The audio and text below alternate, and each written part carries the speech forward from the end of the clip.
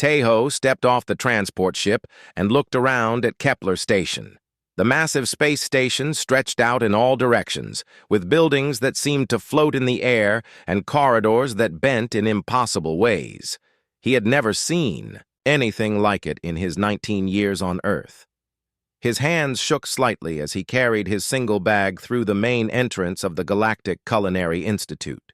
The other beings walking around him were unlike anything he had ever imagined. Some had 4 arms, others had skin that looked like crystal, and a few seemed to be made of pure light. They all moved with confidence, like they belonged here. Taeho did not feel like he belonged. A tall being with pale blue skin and 4 thin arms approached him. "You must be Lee Taeho from Earth," it said in a voice that sounded like wind chimes. "I am Professor Nalthek. Welcome to our institute." Taeho bowed slightly, the way his grandmother had taught him. "Thank you for accepting me, Professor. You are the first human we have ever admitted," Professor Nalthek said, studying him carefully. "Your species is very new to galactic society. We are curious to see what you can contribute." The way the professor said curious made Taeho's stomach twist. It did not sound like good curiosity. It sounded like the kind of curiosity people had when they expected to be disappointed. Professor Nalthek led him through several corridors filled with strange cooking equipment. Some machines created food out of light, while others seemed to grow ingredients from nothing but air. Everything looked incredibly advanced compared to the simple kitchen tools Taeho was used to. "Your dormitory is here," Professor Nalthek said, stopping at a door that opened without being touched. "Your roommate is Vextar from the Helix Nebula. He is also new this semester." Taeho walked into the room and immediately noticed his roommate. Vextar looked like he was made of living crystal, with light moving through his transparent body in slow waves. He was sitting at a desk, slowly pouring a silver liquid into a glass container. "Hello," Taeho said carefully. "I am Taeho." Vextar turned toward him, and his crystal face somehow managed to show surprise. "You are the human. I have read about your species. You consume dead organic matter for nutrition, correct?"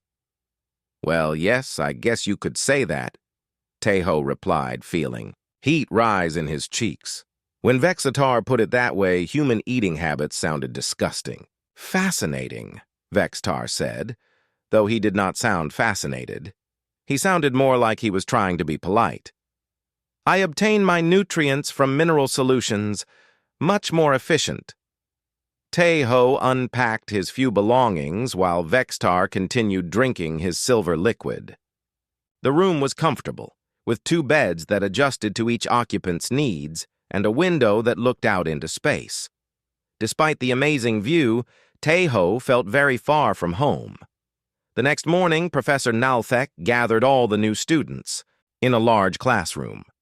Taeho counted 47 beings from 12 different species. Some looked almost human, but with different colored skin or extra limbs. Others were so alien that Taeho could not figure out which end was their head. "Welcome to Advanced Nutritional Sciences," Professor Nalthek announced. "Each of you represents the finest culinary traditions of your species. Over the next week, you will each demonstrate your nutritional artistry to the class." A student, who looked like a tall, elegant bird, raised one of her 4 hands. "Professor, what exactly will the human demonstrate? Our research indicates that humans have very primitive food preparation methods." Taeho felt every eye in the room turn toward him. The bird-like student was named Kixara, according to her introduction. Her voice was beautiful but cold. "That is exactly why this will be educational, Kixara," Professor Nalthek said. "We must understand all approaches to nutrition, even the simpler ones." Another student spoke up. This one looked like a giant insect with multifaceted eyes. "My species has evolved beyond the need for solid matter consumption. We absorb nutrients directly from cosmic radiation. Surely this is more advanced than chewing?" Several students made sounds that Taeho assumed were laughter. He sank lower in his seat. Zetalik raises an interesting point, Professor Nalthek continued. However, remember that efficiency is not the only measure of advancement. Sometimes, complexity serves purposes we do not immediately understand. After class, Taeho walked slowly back to his room. He heard Chixara and Zelik talking behind him. "I feel sorry for the human," Chixara said in her musical voice. "Imagine having to put foreign objects into your mouth and mechanically break them down. How barbaric." "At least it will be brief," Zetlik replied. "How complex could primitive, carbon-based sustenance rituals possibly be?" That evening, Taeho sat on his bed and opened his communication device. After a few minutes, the face of his girlfriend, So Young, appeared on the screen. Her familiar smile made his chest ache with homesickness. "How is space school?" she asked cheerfully. "Terrible," Taeho said. "Everyone here thinks humans are primitive. They all have these amazing ways of getting nutrition, like absorbing light or drinking pure minerals. And I am supposed to demonstrate our nutritional artistry next week." "What? Are you going to show them?" "I do not know. Everything I thought of seems stupid now. Maybe I could try to make something fancy, like fusion cuisine or molecular gastronomy." "So," Young frowned. "That does not sound like you, Taeho. Remember why they accepted you in the first place? Because they needed a human for diversity?" "No, silly. Because your application essay was about your grandmother's cooking.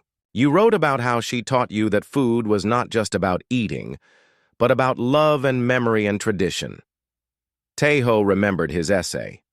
He had written about watching his grandmother, Miran, prepare breakfast every morning when he lived with her as a child.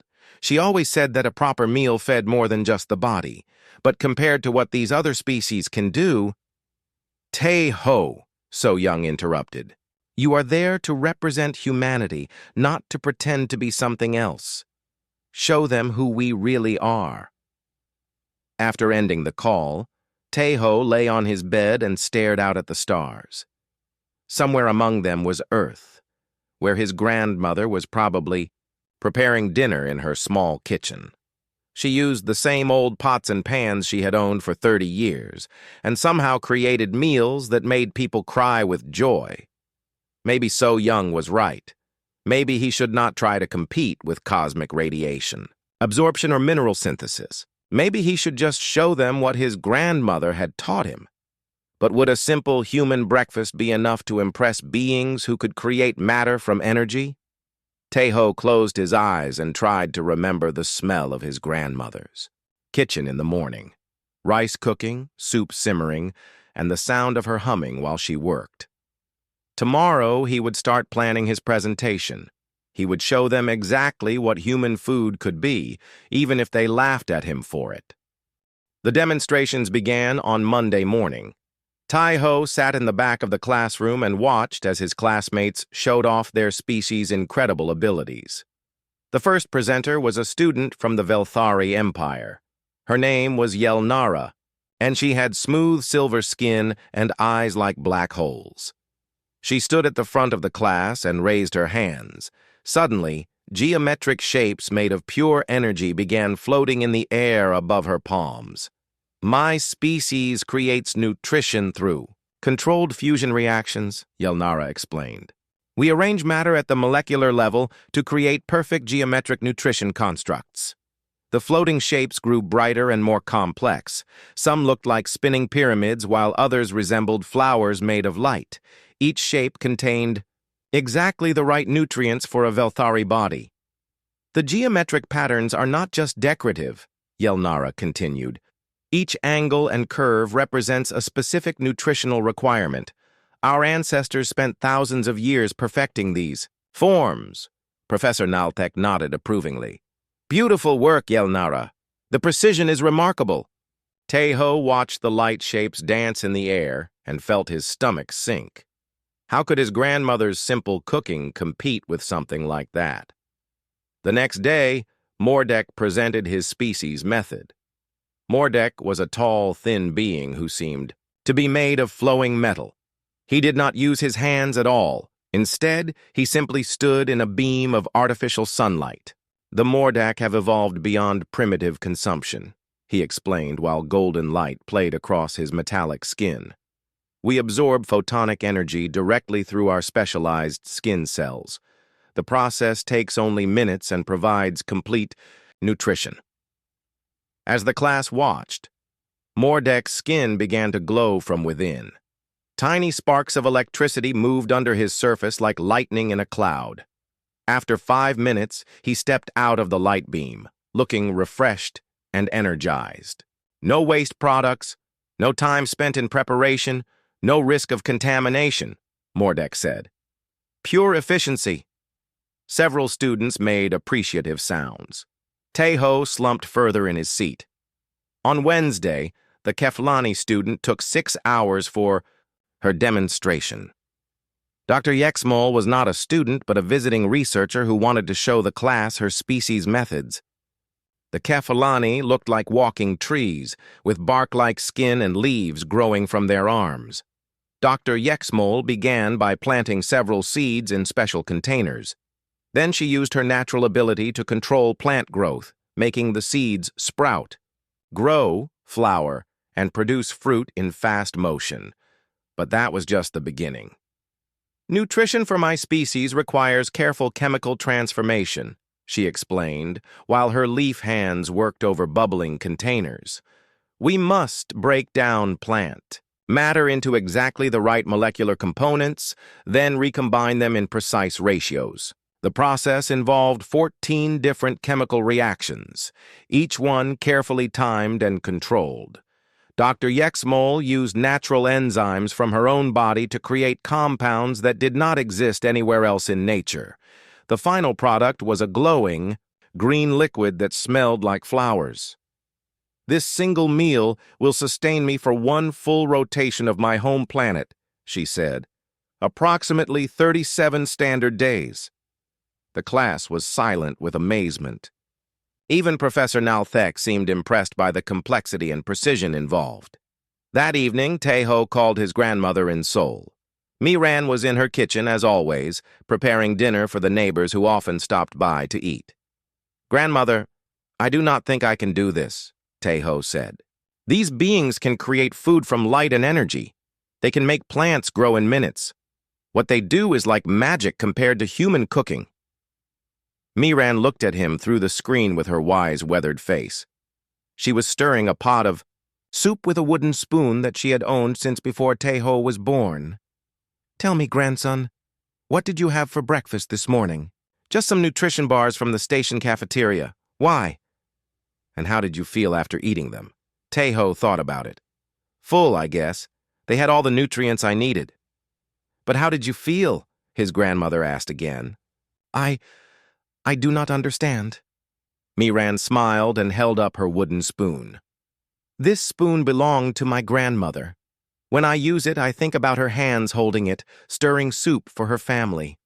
When I cook rice, I remember learning the right amount of water from my mother. When I make kimchi, I remember the first time your grandfather tasted it and said it was better than his mother's. She paused to taste her soup, making the same face she had made when testing food for 50 years. Food is not just about filling your stomach, Tejo. It is about connection. It is about memory. It is about love. These aliens you describe, they can make beautiful light and control plants, but do they remember their grandmothers when they eat? Tejo felt something warm in his chest. I do not think so. Then you have something to teach them. After the call ended, Tejo sat quietly in his room. Vextar was at his desk, slowly drinking another container of mineral solution.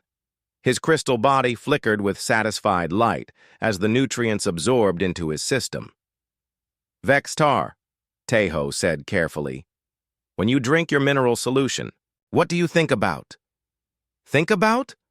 Vexatar's crystal face turned toward him.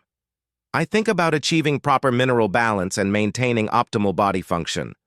Why? Do you ever think about your family? Or your home? Vexatar was quiet. For a long moment. No. Should I? I do not know, Tejo said. When I eat food from Earth, I think about the people who taught me about food. I think about sitting at my grandmother's table. I think about home. That seems inefficient, Vextar said, but his voice was thoughtful.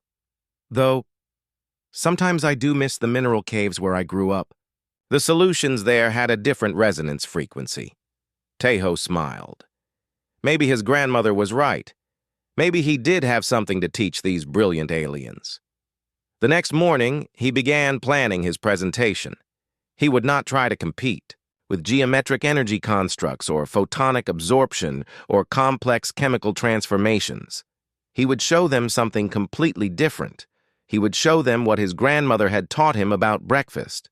But first, he had to figure out how to get proper Korean ingredients on a space station in the middle of nowhere. Tejo spent 2 days searching Kepler Station for ingredients. The station was huge, with sections for dozens of different species, but finding Korean food items was harder than he expected. Finally, he discovered a small shop in the Earth Quarter, run by an elderly man named Kim Dong-soo. The shop was cramped and smelled like home. Shelves were packed with familiar items: gochujang, sesame oil, dried seaweed, and even frozen kimchi. "You are the human student at the cooking school," Dong-soo said. It was not a question. "How did you know?" "Word travels fast in a small community," Dong-soo smiled. "What do you need, son?" Tejo explained his situation.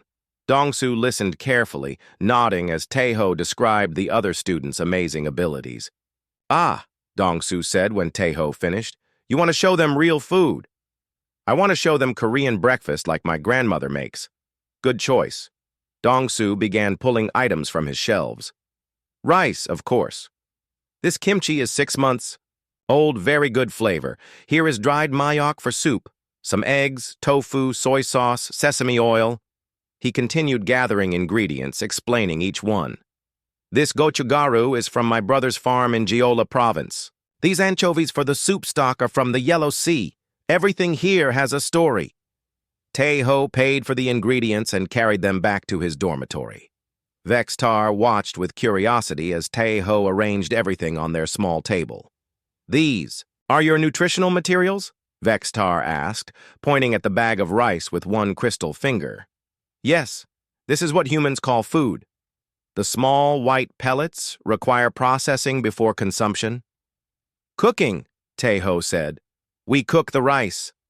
"Interesting. You apply thermal energy to alter the molecular structure." Tejo had never thought of cooking rice that way, but he supposed that was accurate. "Yes, I guess so." The night before his presentation, Tejo could not sleep. He lay in bed thinking about his grandmother's kitchen. Every morning, she would wake up before dawn to prepare breakfast. She said the early morning was the best time for cooking because the world was quiet and peaceful. His presentation was scheduled for first thing in the morning. Professor Nalthek had arranged for the main demonstration hall to be used. The hall could hold all 47 students, plus several guest observers who wanted to see what the new human species could do. Tejo got up before dawn, just like his grandmother would have done. He gathered his ingredients and made his way to the demonstration hall. The room was empty except for the basic cooking equipment that every species could use: heat sources, water, basic tools. He began by washing the rice. This was something his grandmother had taught him when he was 7 years old. "Always wash the rice until the water runs clear," she had said. "This removes the excess starch and makes each grain perfect." Tejo poured rice into a bowl and covered it with water. He swished the grains around with his hand, then drained the cloudy water. He repeated this process 5 times until the water was clear. By the time he finished washing the rice, students were beginning to arrive for class. Kiksara was among the first, her elegant bird-like form moving gracefully through the entrance. She saw Tejo at his cooking station and made a sound that might have been amusement. "The human is washing his nutritional pellets," she announced to her friends. "How curious." More students arrived, including Zetalek and his multifaceted eyes that seemed to look in all directions at once. Dr. Yexmol was there too, her tree-like form swaying slightly as she moved. "Class, please take your seats," Professor Naltek announced. Tejo will now demonstrate human nutritional practices. Tejo stood at the front of the hall with his ingredients spread out on the table. 47 pairs of alien eyes watched him with expressions ranging from polite interest to barely concealed amusement. He could hear whispered conversations in languages he did not understand. "Good morning," he said, his voice sounding smaller than he wanted. "Today I will show you how humans prepare breakfast." He held up the bowl of clean rice. "This is rice. It comes from a plant that grows on my home planet. Humans have been eating rice for thousands of years." "Why do you clean it?" asked a student from the back. This was Nixara, whose species looked like walking crystals similar to Vextar. "We wash rice to remove extra starch," Tejo explained. "This makes each grain cook properly and taste better." Several students exchanged looks. The concept of food that needed to be cleaned before consumption was clearly foreign to them. Tejo measured water carefully and added it to the rice. "The ratio of water to rice is very important," he said. "Too much water and the rice becomes mushy, too little water and it burns." "How do you determine the correct ratio?" Professor Naltek asked. "My grandmother taught me to use the finger method." Tejo placed his finger on top of the rice and added water until it reached his first knuckle. She learned this from her grandmother, who learned it from her grandmother. The hall was quiet. The idea that knowledge could be passed down through generations without precise measurements or scientific instruments seemed to puzzle the alien observers. Tejo put the rice on to cook and turned to his next task. He took out the dried seaweed for soup and held it up. "This is miyok," he said. "It grows in the ocean on Earth. We dry it to preserve it, then soak it in water to bring it back to life." He placed the seaweed in a bowl of warm water and watched as it slowly expanded and turned dark green. "Fascinating," Dr. Yexmol said. "You are rehydrating dormant plant matter?" "Yes. The seaweed can stay dried for months or years, but when you add water, it becomes fresh again." While the seaweed soaked, Tejo opened his container of kimchi. The smell filled the hall immediately. It was sharp and sour and spicy, completely unlike anything the aliens had ever experienced. "What is that odor?" Chixara asked, covering her. "Breathing apparatus with one wing."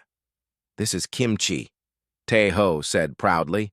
"Fermented vegetables. This kimchi is 6 months old." The silence that followed was complete. Every being in the hall stared at him in shock. "You said fermented?" Stilik's compound eyes focused on the kimchi container. "You allow bacterial organisms to grow in your food?" "Yes. The fermentation process creates beneficial bacteria and develops complex flavors." "And you consume these bacteria deliberately?" "Yes. They are good for digestion and health." Tejo could see that he had said something incredible. The alien students were talking to each other in excited whispers. Professor Naltek was taking notes rapidly. But this was just the beginning. He had not even started cooking the soup yet, or preparing the side dishes, or explaining how all the different parts of the meal worked together. Looking out at the amazed faces of his classmates, Tejo realized that maybe his grandmother's simple breakfast was not so simple after all. The hall remained silent as Tejo continued his preparation. He could feel the weight of 47 pairs of alien eyes watching his every movement. What had seemed like normal cooking to him now felt like performing magic tricks. He took out a small dried fish and held it up. "This is anchovy. We use it to make soup stock." "You are adding dead aquatic life forms to your fermented vegetables?" Zilik's voice carried a note of fascination mixed with horror. "Not together," Tejo explained, patiently. "The anchovy makes the base for soup. It gives deep flavor that we call umami." He placed the anchovy in water and began heating it. As the water warmed, a rich, savory smell filled the air. Several students leaned forward. their various breathing, apparatus working harder to analyze the scent. Dr. Yexmol was frantically taking readings with a small device. "The thermal processing is releasing complex amino acids," she announced to the class.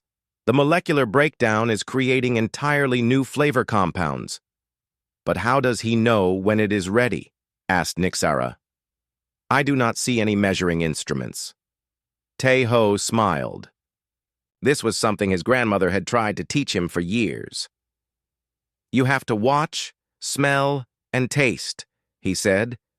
"Cooking is not just about following rules.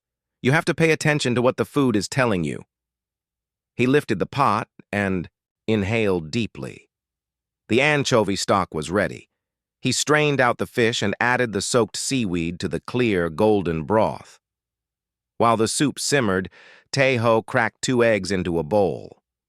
The simple action caused another stir among the observers. "Those are reproductive cells," Kixara observed, her musical voice carrying a note of shock. "Yes, chicken eggs. On Earth, many animals lay eggs, and humans have learned to use them for food. You consume the potential offspring of other species?"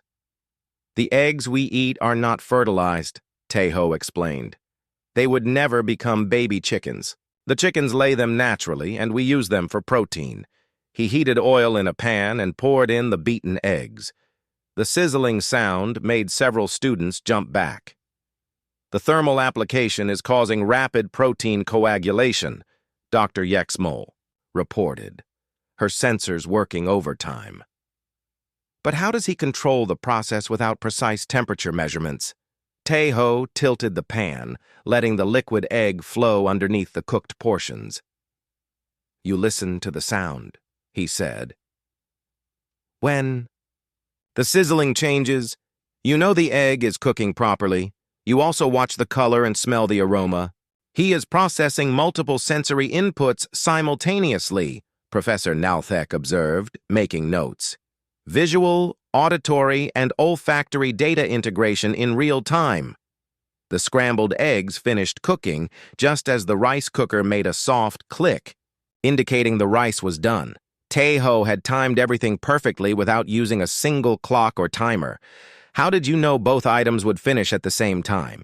asked a student whose species resembled living shadows. "Experience," Tae-ho said. "My grandmother taught me to start each dish at the right moment so everything comes together." He opened the rice cooker, and steam billowed out, carrying the sweet, clean smell of perfectly cooked rice. The grains were individual and fluffy, not mushy or hard. "The thermal processing has achieved optimal starch gelatinization," Dr. Yexmol announced, sounding amazed. "Perfect texture without any technological monitoring." Tae-ho began plating his meal. He served rice in a bowl, placed the scrambled eggs on a small plate, and ladled the seaweed soup into another bowl. Finally, he added a small portion of kimchi to its own tiny dish. The arrangement looked simple, but the alien observers were studying it intensely. "Why are the food items separated?" Kixara asked. "Because each dish has its own purpose," Tae-ho explained. "The rice is the base. The soup adds warmth and minerals. The eggs provide protein. The kimchi adds probiotics and helps with digestion." "But surely you could combine them all into one efficient delivery system?" suggested Mordek, his metallic skin reflecting the cooking lights. "We could, but then we would lose the individual flavors and textures.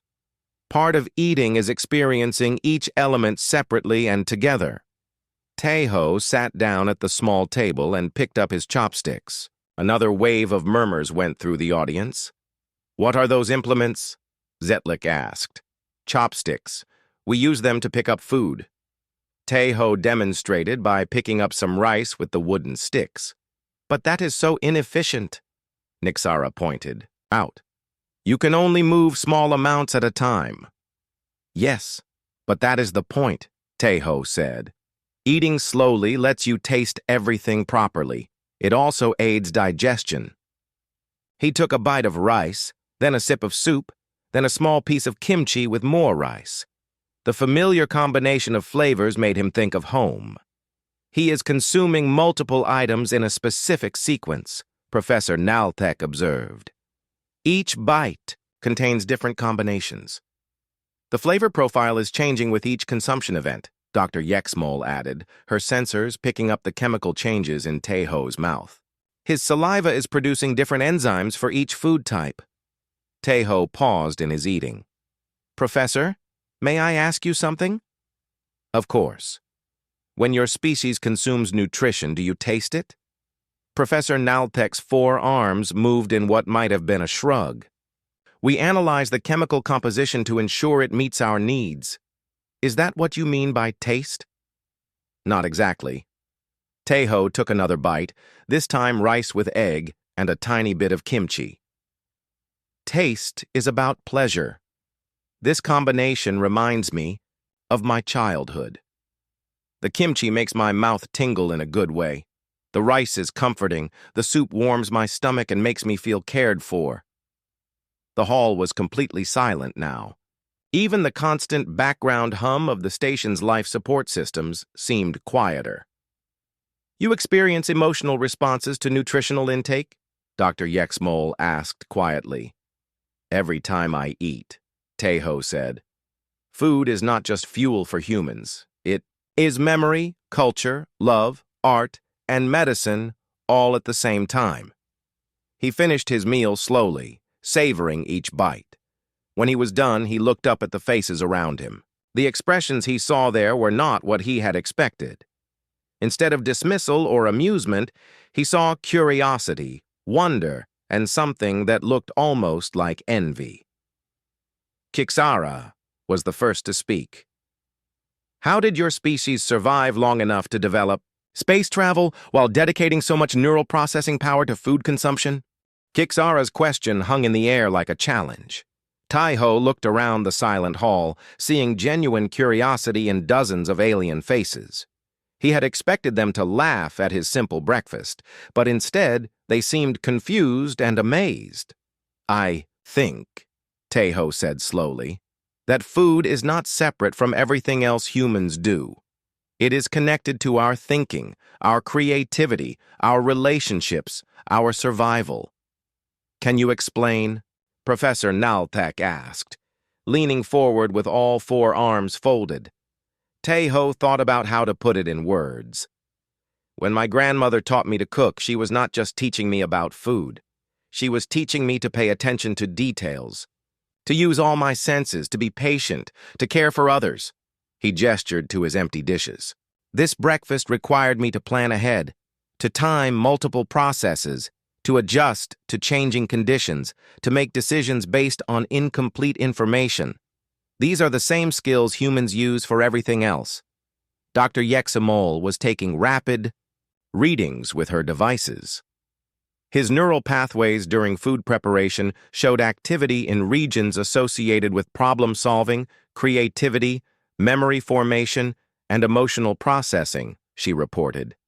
The complexity is remarkable. But surely this is inefficient, Mordek insisted, his metallic skin shimmering with agitation.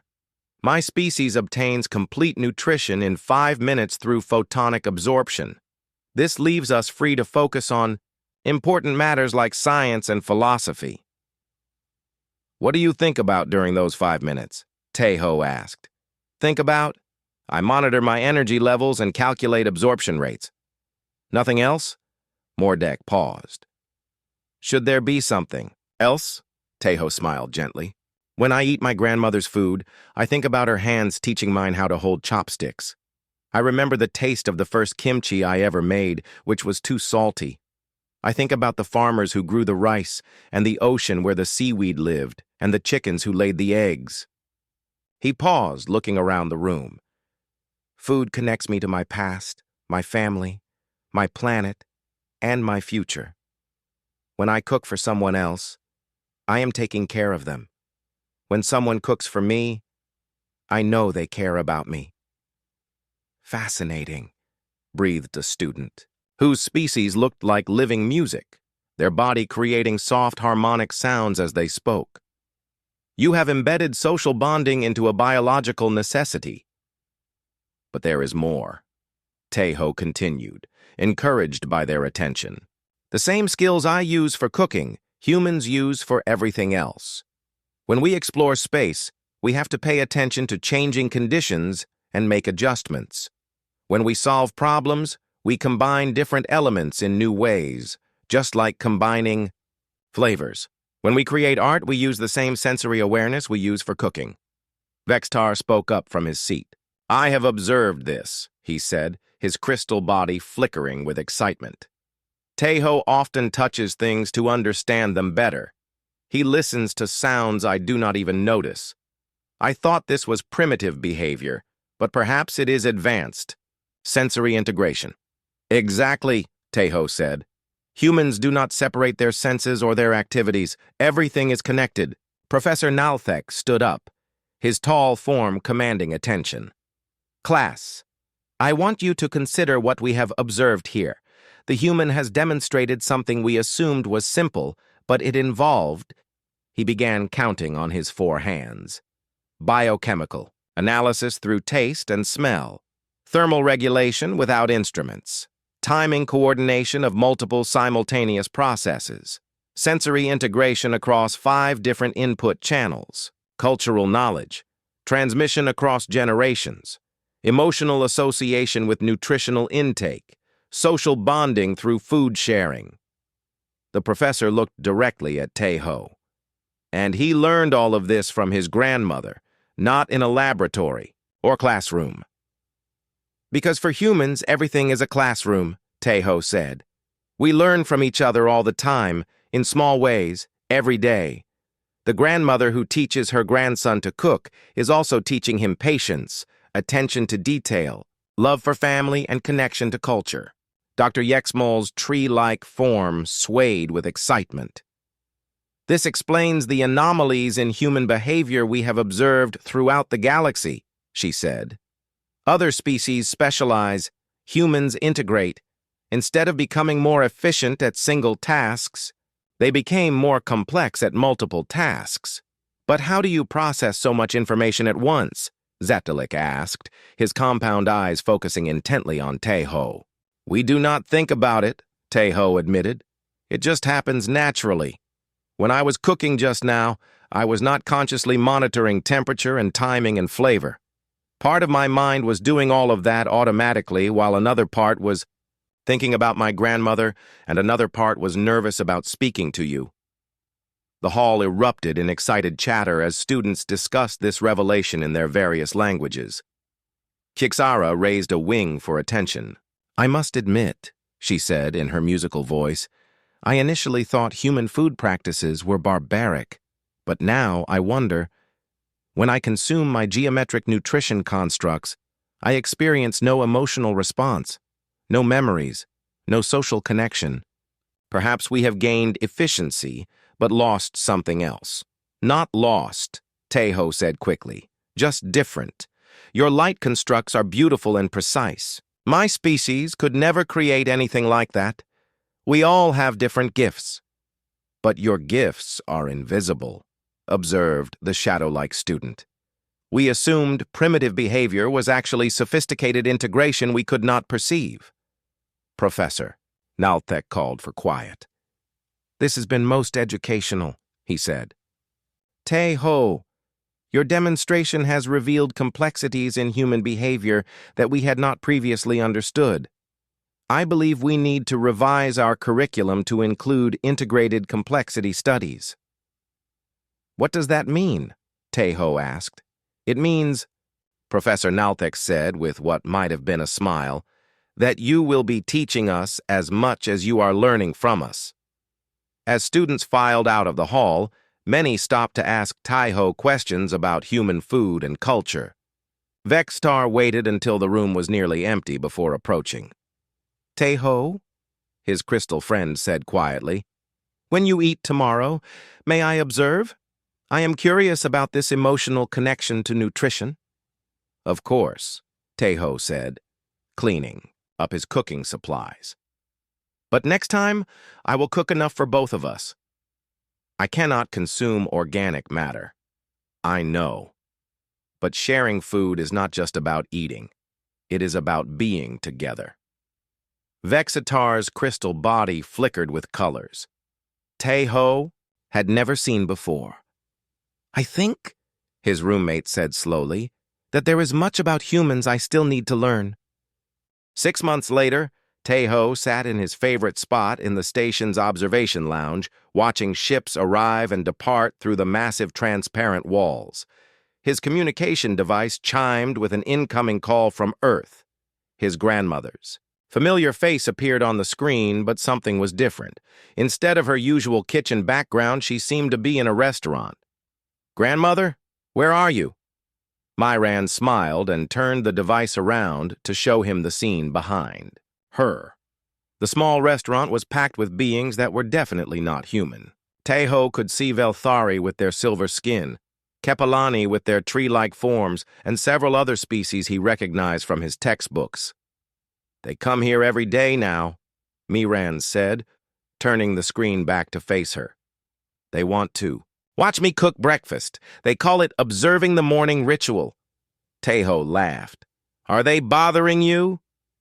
"Oh no, they are very polite. They just sit quietly and watch everything I do. Sometimes they ask questions through their translation devices. Yesterday, one of the tall silver ones asked why I hum while I cook. What did you tell them?" "I told them the same thing I told you when you were little. Food tastes better when you cook it with joy." Through the screen, Tae-ho could see a Velthari carefully observing Myran as she prepared soup. The being was taking notes on a device that glowed with the same geometric patterns Tae-ho had seen in his culinary class. "They are trying to understand human integration techniques," Myran continued. "That is what they call our cooking. They want to learn how humans combine so many processes at once." "Has it been hard for you?" "Not at all. It reminds me of when you were small and always asking questions. These beings are curious like children, but very respectful." She paused to stir her soup, and Tae-ho noticed 3 different alien species watching her every movement. One of them told me that their species has started adding sensory integration periods to their daily routines. They spend time each day practicing what they call human-style awareness, using multiple senses at once and thinking about emotional connections. After ending the call, Tae-ho made his way back to his dormitory. The halls of the Institute looked different now than they had 6 months ago. Students from different species were working together on projects that would have been impossible before. He passed a group of Mordak students who were experimenting with adding ritual elements to their photonic nutrition absorption. They had created a ceremonial chamber where they gathered each day to absorb light together while sharing memories and thoughts. Near the main laboratory, Dr. Yexmol was working with several human researchers who had arrived to study integrated complexity theory. The tree-like scientist had become fascinated with human multitasking abilities and was trying to develop new teaching methods based on human learning patterns. In his room, Tae-ho found Vexatar at their shared table, but instead of his usual mineral solution, his crystal friend was arranging small colored stones in complex patterns. "What are you doing?" Tae-ho asked. "I am practicing what you call mindful consumption," Vexatar replied, his crystal body flickering. "With concentration. Each stone has a different mineral composition. I arrange them in patterns that have meaning. This one represents my home caves. This one represents our friendship. This one represents my hopes for the future." Vextar picked up a blue stone and held it up to the light. "When I absorb the minerals now, I think about where they came from and what they mean to me. It is much more satisfying than simple nutritional efficiency." "That is beautiful," Tae-ho said, and he meant it. "I learned it from watching you eat," Vextar said. "You taught me that nutrition could be about more than just body maintenance." That evening, Tae-ho received a message from Professor Nalthek asking him to come to the main office. When he arrived, he found the professor with several other faculty members, including visitors from universities across the galaxy. "Tae-ho," Professor Nalthek said, We have a proposal for you. What kind of proposal? The Galactic Council of Academic Institutions wants to establish a new field of study, integrated complexity sciences. They want you to help develop the HFY curriculum. One of the visiting professors, a being that looked like living liquid, spoke up. Your demonstration 6 months ago has changed how we understand intelligence and efficiency. Species across the galaxy are discovering that human-style integration can improve their problem-solving, creativity, and social bonding. But I am just a student, Tejo protested. You are a human student, Professor Nalthek said. Your species has developed natural abilities that we are only beginning to understand. We need human perspectives to teach other species how to develop these skills. What would I have to do? Travel to different worlds and institutions. Demonstrate human integration techniques. Teach others how to combine multiple cognitive processes. Show them what you showed us, that complexity and efficiency are not opposites. Tejo thought about his grandmother's words from that morning. Food tastes better when you cook it with joy. Maybe learning worked the same way. Will I be able to continue my own studies? Of course. In fact, your studies will be part of your teaching. Every new technique you learn, every cultural exchange you experience, will help other species understand human complexity. 3 months. Later, Tejo stood in front of a class of 200 beings from 15 different species on the planet New Geneva. He had been invited to demonstrate human learning techniques at their most prestigious university. Today, he said to the assembled audience, I am going to teach you how to make kimchi. But really, I'm going to teach you about patience, about beneficial bacteria, about planning for the future, about cultural memory, and about how small daily actions can connect us to something larger than ourselves. He held up a head of cabbage, the same way his grandmother had done for him years ago in her small kitchen in Seoul.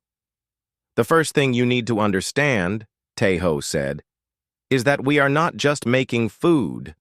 We are making connections to the past, to each other, and to the future. As he began to demonstrate the first steps of kimchi preparation, Tejo noticed the same look of intense fascination he had seen in his classmates' faces months ago. These brilliant beings from across the galaxy were about to discover what he had learned from his grandmother, that the simplest actions often contain the deepest wisdom. In the audience, a young Velthari student was taking notes. She had traveled here from the other side of the galaxy specifically to learn human integration techniques.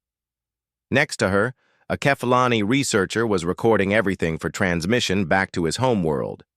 They had come to learn about fermentation and food preparation, but they would leave understanding something much more profound about the hidden complexity of human existence. And somewhere on Earth, in a small restaurant in Seoul, an old woman continued to hum while she cooked breakfast for visitors from the stars, never knowing that her simple morning rituals had changed the way an entire galaxy thought about intelligence, efficiency, and the art of being alive.